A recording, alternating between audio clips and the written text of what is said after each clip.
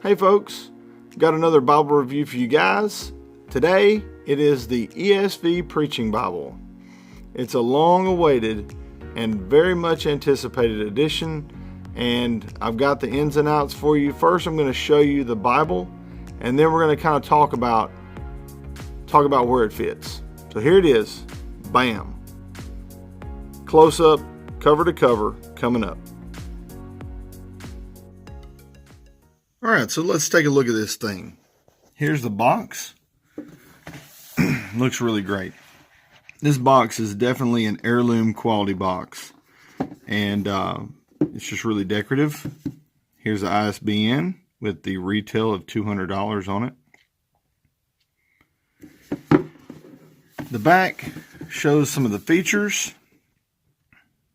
See the 10-point font, single column paragraph format, wide margins, bold verse numbers, ribbons, sewn binding, goatskin cover, high quality paper. All of that I agree with. It is all of those things. Let's look at it.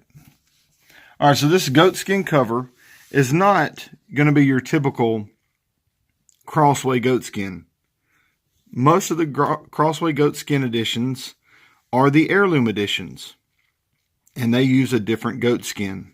They use a natural grain goatskin that's, sourced from a different place. These are printed and bound in China. They're going to use a Chinese goatskin. It's going to have a much softer texture.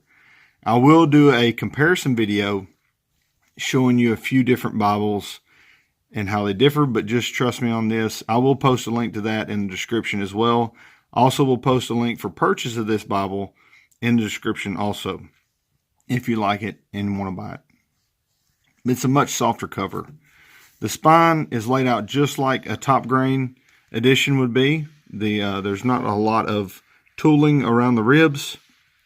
Really simplistic stamping. I like it. It looks good, looks clean. You have the perimeter stitching. Now, one thing about this really thin leather they use for the cover, it does have a waviness to it.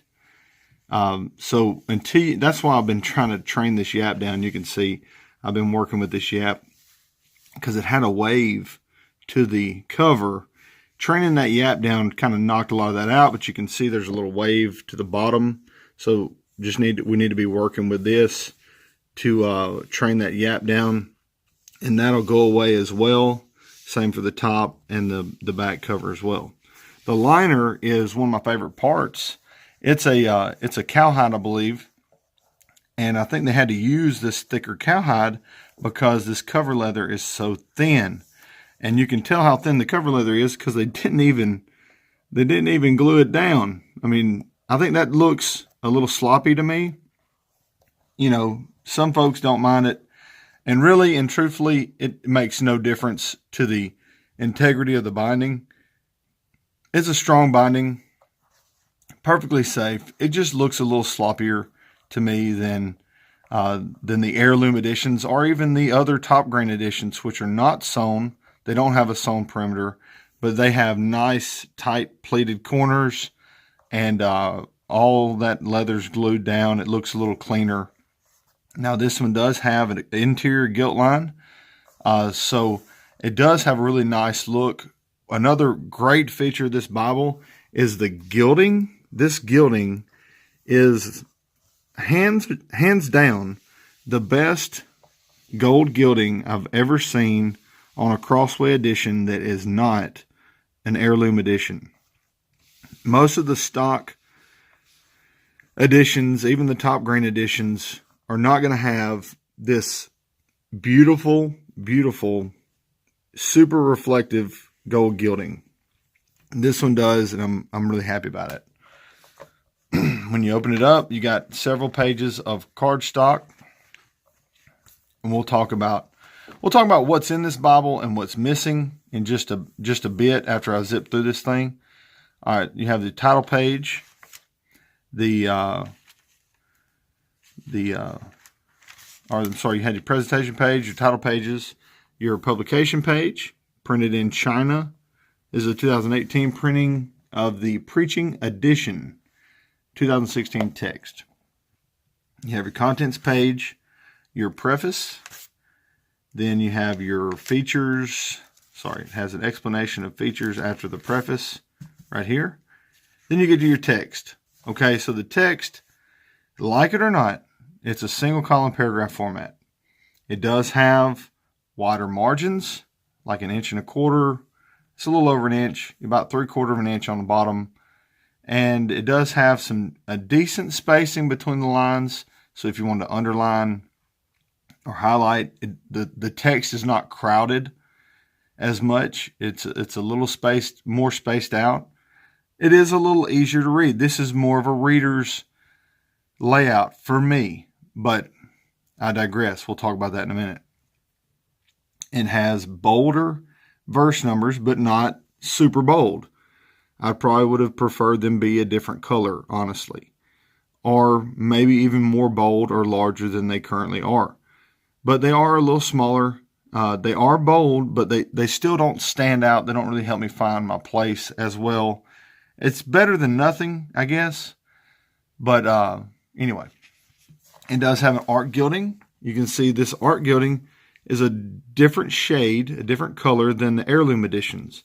The heirloom editions have more of a salmon color. This is more of a light brown to a rust color. I actually like this color better than the heirloom editions. The gilding, the art gilding, the liner, I actually prefer a lot of that stuff better than the Youngblood editions. This is a 36 GSM paper, a nice paper, very minimal ghosting, so its readability is just excellent. Excellent readability. It really reminds me of the Legacy. I mean, it mimics the Legacy in so many ways, and I'll do a separate video comparing this Bible with several others, and you'll see it compared to the Legacy. So anyway, as we roll through this thing, it's pretty thick, and I'll give you the dimensions. Height and width. Height, it's over 9 inches, maybe 9.5-ish. Width, single page, is about 6.5. And then the thickness of the whole block's a little over 1.5 inches. The whole Bible, cover included, is about 1.75 inches, something like that. But it's a bigger Bible. And I love the 36 GSM paper. It's one of my favorites. You can see the poetry sections in the verse-by-verse layout, just like any other Crossway would be. When we get to the Gospels, you'll see it's a black letter text. And you have your little scripture notes at the bottom, no references. It's really clean. And after the Revelation 22, you get to your weights and measures. And we'll get there eventually. So right after the text, I mean the next page, like here's Revelation 22, and then you get to weights and measures. All right, so after weights and measures, you have a single sheet of paper, and then maps on glossy cardstock. Oh, y'all, it's killing me. And then you got cardstock, 2 cardstock paper on the end sheets, and then your tab, back liner, back cover. Okay. In the comments, tell me, would this be your preaching Bible? We're about to talk about it a little bit more right now. All right, folks. So I just asked you, would this be your preaching Bible? Well, you've seen it from cover to cover. It's beautiful, and it's well made. Really nice paper, beautiful layout. But did Crossway achieve what they set out to achieve? To produce essentially the ideal Bible for preaching. I'm going to say, even as much as I love Crossway and all that they do, I'm going to say that it's a no. I think this Bible is awesome. It's essentially a large print legacy. That's what it is. It's built for reading. It's just not built for preaching, in my opinion. I wanted to make sure that my opinion wasn't, like, for some reason I wasn't just completely mistaken. So I created a poll in the Everything Bibles Facebook group. If you're in the group, you're more than welcome to join the group. If you're not in the group, if you're in the group, you can search my name and go to March 11th. You'll see the poll. And I ask for responses from pastors, preachers, and ministers. So what is your preferred text layout while preaching or teaching? And we had 133 responses, or 133 poll selections, okay? And the 4 options were double column verse by verse, single column verse by verse, double column paragraph, and single column paragraph. So you had 4 options, you can only choose one.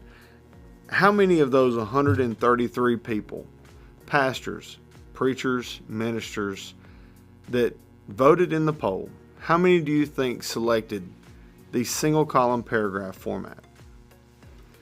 The same format of this ESV's preaching Bible. 5 people. Now, granted, if you're searching this at a later date, those statistics are probably different now, better or worse, but only 5 people out of 133 voted for a single column paragraph format as their ideal preaching layout. Most people voted for the double column verse by verse. And then right behind the double column verse by verse, you had the single column verse by verse. So taking up more than 85% of the votes was the verse by verse editions. So that should tell you what most pastors are wanting. They're wanting a verse by verse. And so that's a big, to me, that's a big miss. Okay. When I found out it was a single column paragraph format, but there were going to be bold verse numbers, I was going, oh, okay, I get it. They're going to make the verse numbers bold so that essentially it's going to act as though it was a verse by verse, but you're going to save space being able to put it all in one paragraph format. So you get the benefit of seeing the verse in context of the full scripture that it's within, and you still have the ability to read full passages of scripture.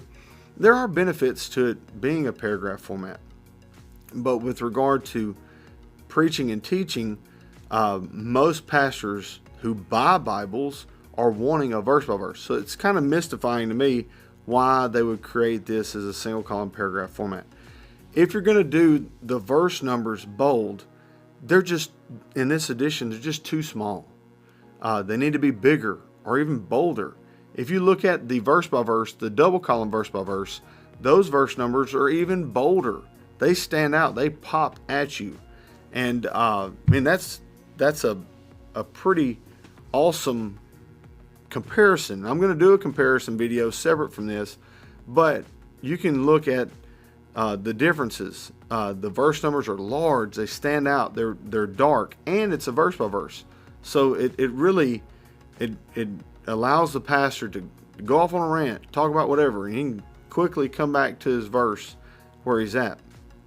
Anyway, there are a few other things aside from the layout, like there's no lined paper. There were so many opportunities to just make this Bible not like every other Crossway edition. Make this specifically awesome for the pastor.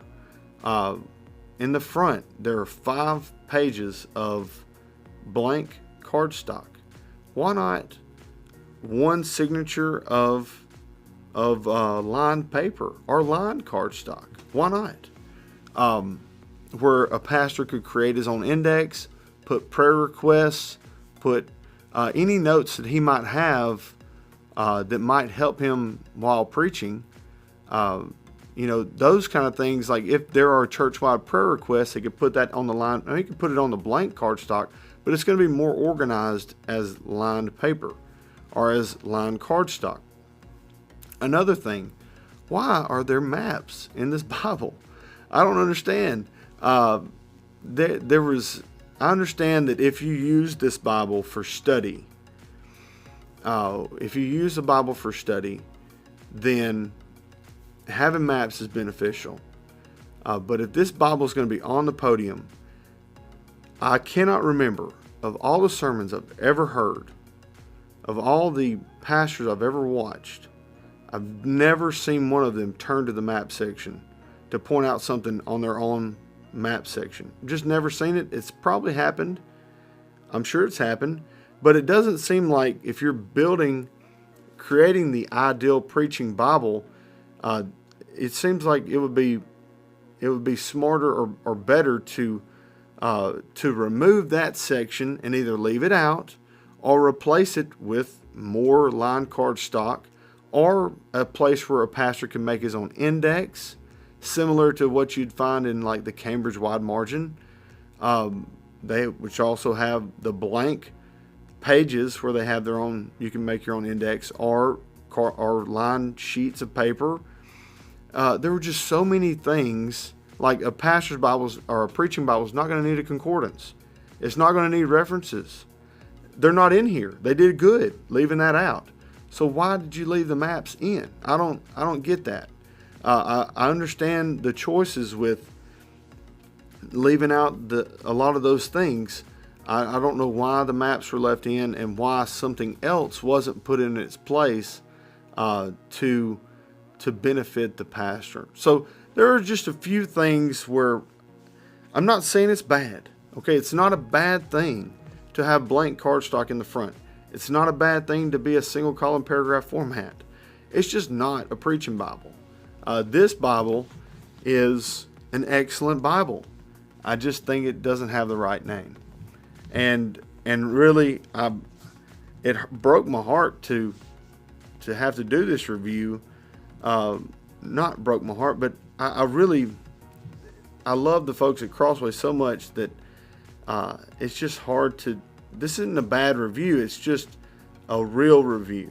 Okay, I just really, there were so many opportunities missed, and a lot of hype with it just did not follow through for me. I hope it resonates. I hope I'm in the minority. My poll on the Facebook group would say that I'm probably not in the minority. The fact that this edition's not an heirloom, that it's essentially a really nice top grain edition. Maybe they're going to do another revision. Maybe they'll make it a verse by verse. Please, Lord, make it a verse by verse. Keep the 36 GSM paper. Please keep the 36 GSM paper. Make it a double column verse by verse. Put some lined paper in it and a few ribbons. Not two, but a few ribbons. That's going to help a pastor out. That's going to help a preacher out. Those things. Thick paper so he doesn't tear a sheet when he's flipping. More ribbons. Having lined paper where he can make notes, write down things to remind himself while he's on the podium or in the pulpit. There are so many of those things that could have been put in there, and I'm hoping that the next revision of the preaching Bible will be drastically different. And maybe they'll keep this and call it the large print legacy or something else. But this does not need to be called the preaching Bible.